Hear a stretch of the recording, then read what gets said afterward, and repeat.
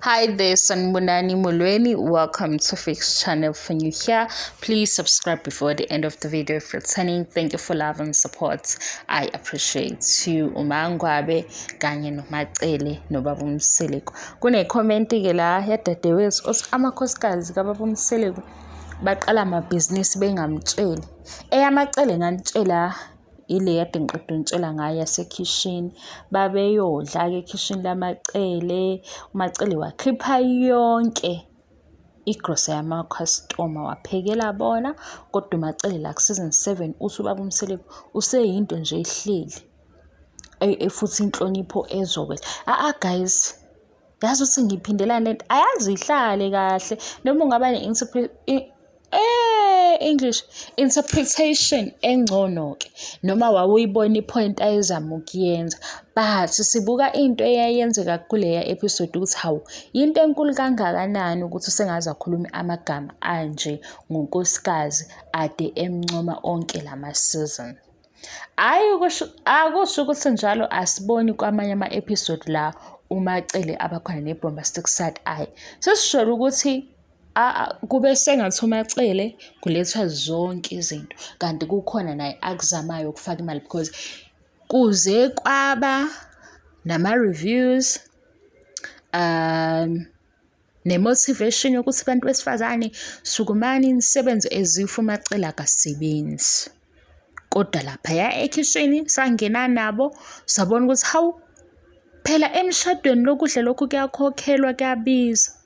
Bengizodlula-ke kuMacele naye ngenza isibonelo nangu uMangwabe umoya omubi umkhofu kusho uBaba Mseleku ngizama ukukhombisa indlela akhuluma ngayo ukuthi hawu iy'ngane ziyakucosha lokhu ukukhuluma ngalinganisa ngani yabo umuzi okunenhlamba khona uzozwa ngengane ukukhuluma noma singeke sisho ukuthi-ke okay abekho right kule khaya kodwa nje ingane ena-5 ena-6 ena-10 isithuka inhlamba okusho ukuthi into ejwayelekile kulowo muzi bengizobala-ke ukukhuluma kahle nawubona umsebenzi omkhulu abawenzele uShikota uMangwabe wabalethela upresident u-stepfather ubaba uSililo uRamram waye laphaya emaqaqa ile business okhuluma ngayo dadewethu mhlawumbe ngicabanga ukuthi usho lona ukuthi naye waliqala isinyelela wangaveza ukuthi mase kuphambana izinto ngokweshow mina ngibuye ngithi hayi yithi esingekho right because yithi esibuka le show ishow i-addictive ngisho njalo siyayilandela but ukukhuluma nje sikujwayele kakhulukazi kwamakhosikazi akhe yikho lapho sesishwabana khona sithi hayibo Baba Mseleku waye ekhulume kanje khona nje enye into engisazongixoxela yona uBaba Mseleku kade ekhuluma ngoMakaBoy etshela uSibindi ukhulume ngoMakaBoy wathi ungaphindi ulethe uMakaBoy ngoba uMakaBoy mayesenawe yila uzobona khona ukuthi why asho baba ingane. Siyabona ukweluleka umfana kodwa manje kule season yila sizothola khona ukuthi uMangwabe unengane yomfana ayithole before ukushada noBaba Mseleku. Uyabona ukuthi sinikeza ukuthi abantu becalculate kanjani? Niyayibona into engishoyo guys? Mina ngali mhlawumbe ukuba honest ngezinto ezithini ngoba kufundiswa abantu kodwa manje uma usuzothatha unkosikazi wakho la phambi kwe-TV umweye ngendlela ethile akuzolungiseki ukuthi ama-viewers ale show asethini. Iqala lapho-ke abantu sebeshona eceleni bethi-ke vele kubo kunjena wafike njani kwasha kwacima bengize kule point-ke ukuthi nje mhlambe lento ukuthi benza ngokufihla phela ku-season 1 satshela ukuthi bafika ne-suitcase konke-ke abanakho ba-provide Shuthi-ke nabo sebezama-ke ukuthi be-invest somewhere noma bezigcinele okuthile. Mhlampe-ke amabhizinisi abo eseqhamuka nje eseyi-surprise kungabekwe etafuleni. Ngoba nakhona laphaya kwi-shows khona izinto ukubona ukuthi izinto vele lezi ey'thinta imali nempumelelo iba khona into yokuthi nginesandla, kodwa noma ingeke iziphume kanjalo iba khona. Phela wegazethi thina siyakwazi ukuxokiza lana senze ngathi asiboni sibe sibone, iba khona leyo nto. Angithi wabona nje before uMembers umamkhulu ethi uyobona indlu la yakhayo, indlela asho ngayo ukuthi kwaleyo ndlu leyo achoma ngayo imali yakaMsileko. Sisenzenjani-ke thina? Ngoba sifuna ukuthi siyizwe kahle inkulumo. Umamkhulu ushade kaMsileko enale minyaka nokuthuthuka namathuba avelile avele sevele onkosikazi, kodwa ubenazi izinto abefisa ukuzenza ekhaya, avumelekile ukuthi azenze. Manje sekushayisana nokuthi umamkhulu khona into aseyiphika kulesi thembu. Ngesikhathi umamkhulu esephika enye into kulesi thembu, unento ayivusayo ekhaya. Unento ayivusayo. Manje sekungathi uyachoma because khona indlu ayivuse ekhaya. Uyayibo? Ifuna uvele usondele eduze le nto ukuze ungazi ukuba nobutoxic noma kuyavuka, because indlela ozofidwa ngayo into uchoma ngendlela yakhiwe ngemali yakaMsileko. Inalento yokuthi khona la reduce khona. Siyanqaba-ke thina. Phela ngiyazi ukuthi angedwa. Ngiyazi ukuthi bakhona abanye omama laphayana ababuka into ngeso lokuthi ayiqondi ibe straight line. Mase iba straight line sesithini? Isikhathi ashade ngaso umamkhulu, isikhathi sokufica impumelelo ubesevele esesemzini. Kodwa bezikhona izinto abefisa ukwenza njani azenze ekhaya. Okusho ukuthi ngoba amandla ayavuma uyazenza. Yingakho-ke nginqaba ukuthi umamkhulu uhleli phansi uyifenisha. Ayibo.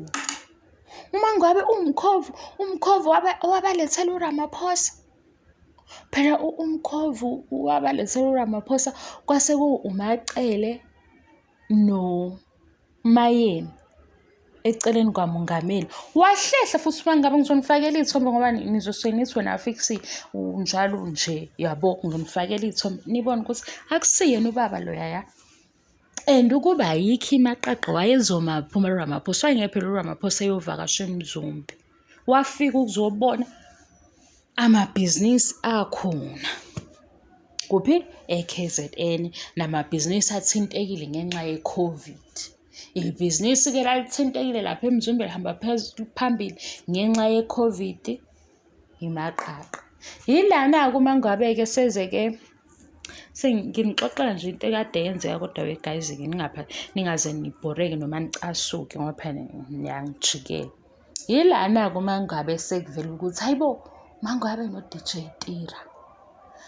Into engase ngiyivale amehlo ukuthi saze sahlazeka, uDJ Tira umazi kahle ubaba uMsileko uthando nesithembu, wayesifake ekukhulumeni ngoba phela sizophuma ku-DJ Tira sithi akahloniphi ngani imishado, kanti cho abamaphephandaba. Ngoba amaphephandaba nami-ke yabo lento yenziwa amaphephandaba ngiyayenza la, kodwa ngiyenze ngendlela enjani, enokuhlonipha phakathi nendlela nje eyi-level e-right. Amaphephandaba asethi Mangwabe no-DJ Tira, Mangwabe no-DJ Tira bacishe babambana ushishisana ngamagama. Hayibo, uMangwabe uhlanganiswa yini no-DJ Tira?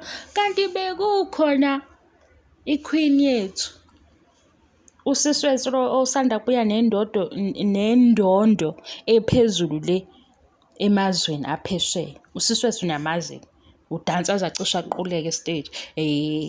Wayekade-ke bemcelile ukuthi ngoba nangu president uzoba ngapha emaqaqa engavela yini esale sevela kanye nomalume. Hayi, kwasho ukuthi ku-DJ Tira uthi eKZN uze ngaye. Yavela lapho-ke indaba yaMangwabe no-DJ Tira ukuthi kwakhulunywa ukuthi musukenza ngathi ama-artist awakho Musikwenza ukuthi ngoba nakhe ebhukhwe uwe asisakwazi ukuthi nathi simcele noma u5 minutes. Kodwa iphuzu-ke lale video ukuthi ifurniture bahamba bayodla ukudla futhi ngizazonilandela ukuthi uMacele aphinde abenzela yona imizumbe ngoba sekungathi uMacele uhleli phansi uyasevwa kuphela. Yena akanyakaza. Wema uMacele enyakaza kanje. Ngisho kuyiphathi kaMnini, nayikhumbula iphathi kaMnini. Iphathi kaMnini wathi nje uMayeni uyayinqinela yena yikho nje ehamba noTo. uTo uzofike ode efune yonke into. Iphathi yaMnini la uMpumelelo wayesefuna ukubiza intombi yakhe khona uMacele wayehlenyuka noMayeni. Haze sabona elinye iside labo. Ngingaze ngithi saze bese nivele nilazi nina guys ngoba ishow iqala kodwa iphathi yaMnini esiyiqala nje kuThando Nesithembu.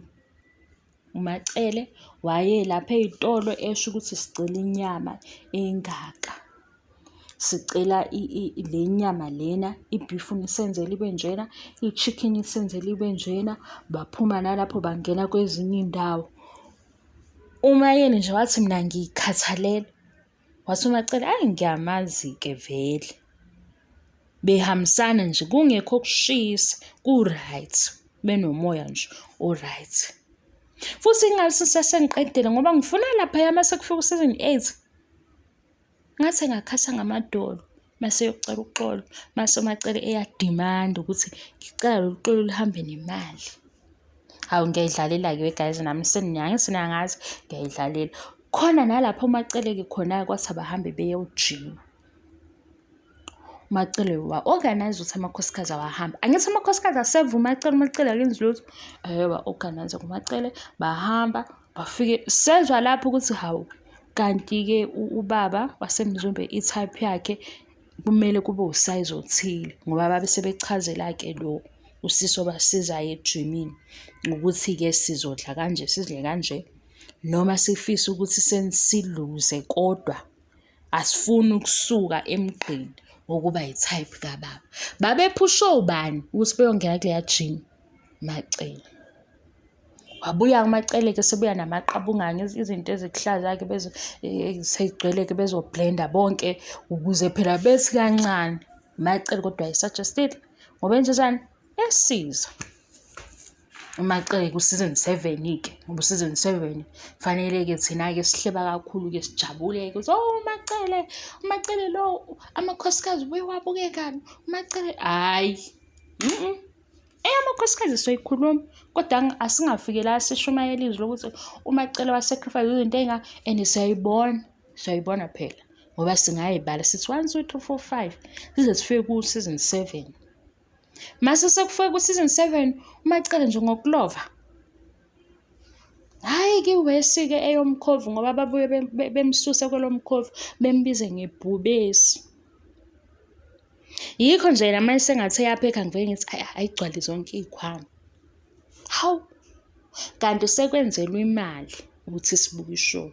Ngimangale-ke mina ngithi shuthi yithi esikhohlakele ngoba ubani ogijime phambili wathi asizukuyibuka ishow mabe nomoya wothando, mabe ne-sweet harmony. Uyabona nje lapho yabehambile bese-holidini benza iholiday elincane sebehlala phaya. Mina ngakuthanda lokhuyana ukubuka ngabona nje nomhlophekazi ukuthi ukhululekile umntwana shuthi konke kuhle naye ingane inamathele kuMacele ngoba ingane inamathele lapho kuhlekwa khona. Anikunakanga-ke lokho. Angithi mina ngiyahleba kakhulu lapha yasebehla-ke kule intaba yini la bathe asisukeni manje sesingaze siphosane khona la. Umhlophekazi wayenamathele kuMacele.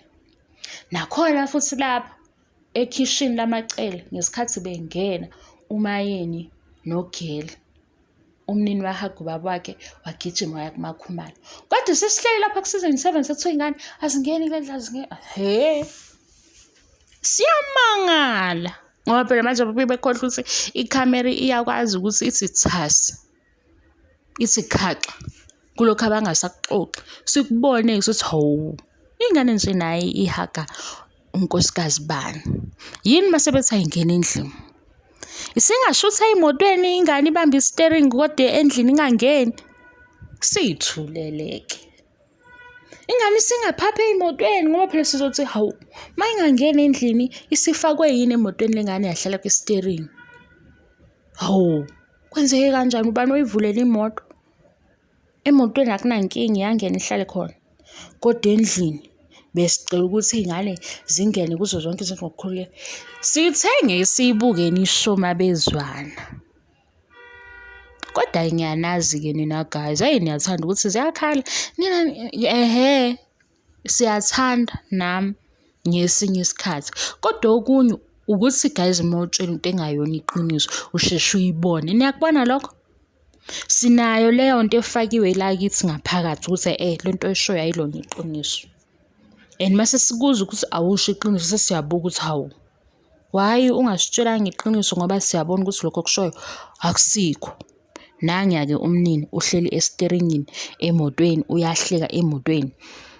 Manje imoto ivulwe ubani ukuthi umnini engene phakathi mayingangena endlini? Uyabona? Umnini lo oqale emncane enamathela kumakhomalo usengaba nenkinga yokuthi angene endlini. Lapha ama-live video nawo umnini nomakhomalo nalona omncane intombazane. Mase kufika ishow ngithi mina pho bayawakhohlwa nama-live video ngoba phela ama-live video bavele benze okunye ukuze makufika ishow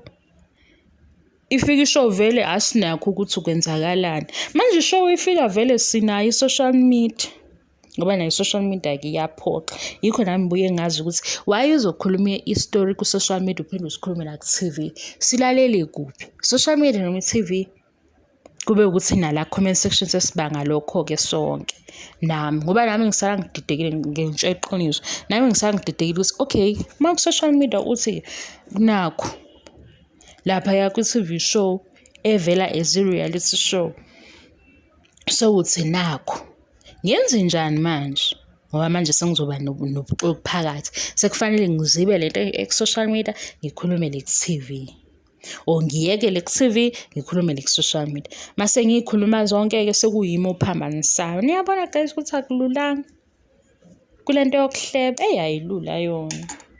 Ayilula kodwa-ke guys iyazameka inawo futhi amasenti amancane. Uma uyicabanga nje ungeza shame. Ngiyaku-encourage ungeza. Kodwa kube khona okunye eceleni okufunayo. Ungami ngomlenze owodwa ngoba nibonile nje ade ngingekho bavele bathi nqampu. Bangimisa. Ngasala ngididekile ngathi hayibo ngenzeni? Ngathi ngiyabheka-ke ngayithola kumyalezo ukuthi hayi sithole lokhu nalokhu nge-channel yakho lungisa lokhu. Hayi ngahlala-ke ngibamba ama-meetings nami ukuthi ngiyabuya lana ngoba phela ngibuye nami ngibethi hayi ngeke anginayo i-energy yakhona. We guys ukubona into ukuthi into ade uyijaji ade ungayazi mase siyenzeka kusho ukuthi hawu nayi lento.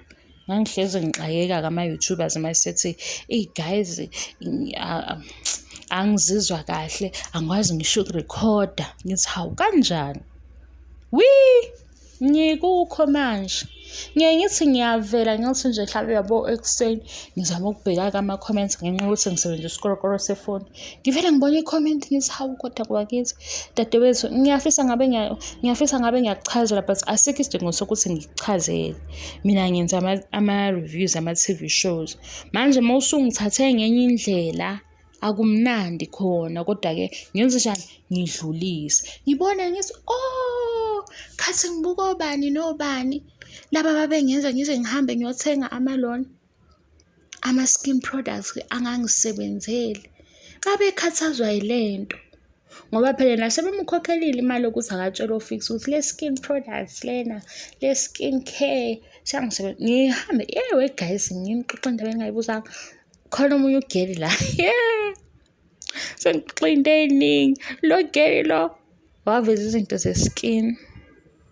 Nami-ke nje ngokuba uthathekile cha ngaba uthathekile uma sengiyibuka manje lento. Kanti lezi zinto ayitholakali-ke kulezi zinto lesijwayele. Hawu ngasesha ukuthi lezi zinto zakhe ngizoyitholaphi ngathola. Ngahamba-ke ngoba phela manje nginqena ukuthi ngibhale phansi lento ngavele ngathi nje ngizothi ngifika lapha la kuthengwa khona ngimdlalele le YouTube video usisi ozongisiza. Uma ngifika lapha ngiyasho ukuthi ngizothenga nazi izinto ze-skin, kodwa-ke angizazi kukhona ividiyo ngizobuka lo sisi forward ividiyo ngiyithole. Abahlekanga labo sisi yo. Kwasho ukuthi balithola kumsangano ofana nami-ke angisheshi ukushona phansi kwesami. Bahleka osisi bahleka ngathi mina angikwazi ukuthi phela nihlekiswa ukuthi ukhuluma ngelona ngama-skin products. Alikho ihlala lapho ushonini ukuthi nihlekani.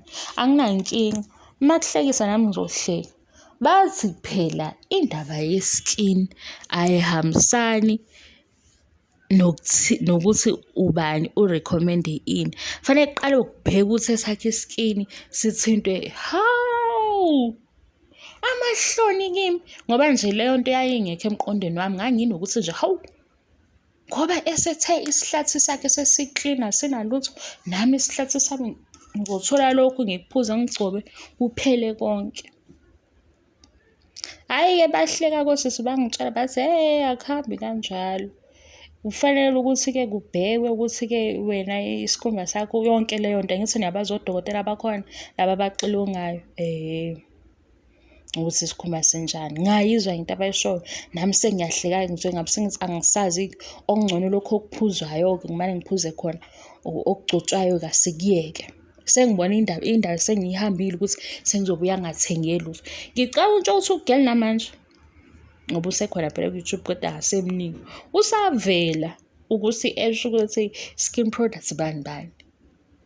Kodwa ngimsoli ngoba yimi ongakaze revise lento ukuthi hayi kufanele kubhekwe ukuthi lesi sikhumba siyinhloboni, sizwana nani. Ngathatheka nje ngizwe ugele ekhuluma kahle ngathi ngimbone sephenduka eveza isihlathi sakhe si-clean, eseshilo ukuthi sekuhamba iy'nsuku ey'ngaka sinje. Ngathi hawu ngizoba njena nami gijima-ke. Hawu we guys, nami ngafunda-ke. Angithi-ke manje sengikhona la. Cabanga ukuthi lo geli ngoba esethe isikhumba sakhe si-clean, behambe-ke abanye beyoyithenga into njengami. Bebuye-ke labo bezombhokela la bem-attack-ke bethi hayi bo wena usitshelani into engekho kuyasha kwacima. Kanti uyasebenza, kanti nayo uyazama. Kumhlonise phansi-ke. Ngoba phela ngicabanga ukuthi baqale manje ukuveza ukuthi hayi guys ngihambile ngaya kuphi bafike ngalala embhedeni. Udokotela wangithinta lapha isikhumba wathi asenze nje wathi asenze nje ngaphindela. Baqale manje ngoba ngaleso sikhathi mina bengiyibuza ukuthi hawu kodwa usungaze ubeka izinto ey'ningi kangaka siy'thenge zonke kanti wena nje uyakhokhelwa imali. Akukho wrong-ke futhi Nkosi yami ningaze ningithathe kabi ngoba ngiyazi ukuthi niyathanda ukuthatha ngesincane. Akukho wrong. Ukuthi thina masilalela sisuke singabe sisaba nayo into ukuthi hayi bo mhlawumbe isikhumba sakhe yena siyahambisana nalokho, kimi ngenzeka kungasebenzi. Sithi uma sekuhamba isikhathi sibone ukuthi hayi ihlukahlukene lento, akufani.